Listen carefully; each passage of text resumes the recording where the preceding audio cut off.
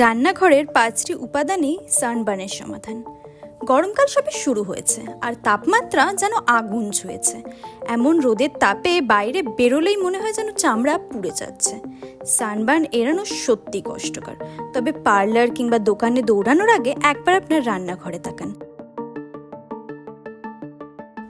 প্রথমেই আছে ওটস।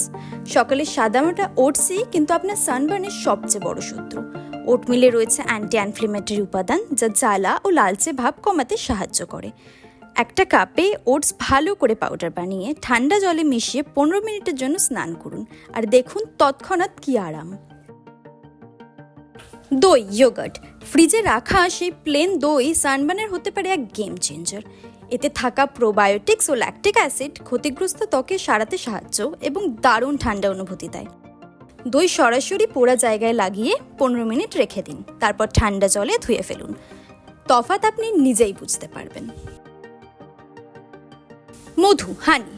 মিষ্টি আর একটু চটচটে হলেও মধু হলো প্রকৃতির অ্যান্টিব্যাকটেরিয়াল হিলিং বাম। এটি ত্বকের আর্দ্রতা ধরে রাখে এবং সেরে উঠতে সাহায্য করে। পাতলা করে মধু লাগিয়ে রাখুন 20 মিনিট, তারপর ধুয়ে ফেলুন। হ্যাঁ, একটু ঝামেলা লাগতে পারে, কিন্তু উপহার অমূল্য। চা পাতা, টি ব্যাগস। যতটা আরামদায়ক এক কাপ চা, ততটাই আরাম পেতে পারেন পোড়া ত্বকে। ব্ল্যাক বা গ্রিন টি ব্যাগে একটা ট্যানিস, যা ইনফ্ল্যামেশন কমাতে সাহায্য করে। ঠান্ডা জলে ডুবিয়ে রাখা চা ব্যাগ পোড়া জায়গায় আলতো করে চেপে রাখুন, বা একটি নরম কাপড়ে সেই জল ভিজিয়ে ত্বকে লাগান। ফল মিলবে খুব তাড়াতাড়ি। নারকেল তেল, কোকোনাট অয়েল। সানবার্নের পর ত্বকে লালচে ভাব ও খোসা উঠতে শুরু করে, তখন প্রয়োজন গভীর ময়শ্চারাইজার। নারকেল তেল ত্বককে হাইড্রেট করে ও চুলকানি কমায়। তবে মনে রাখবেন, ত্বকে ঠান্ডা হওয়ার পরেই এটি লাগাবেন, নইলে তাপের সমস্যা হতে পারে।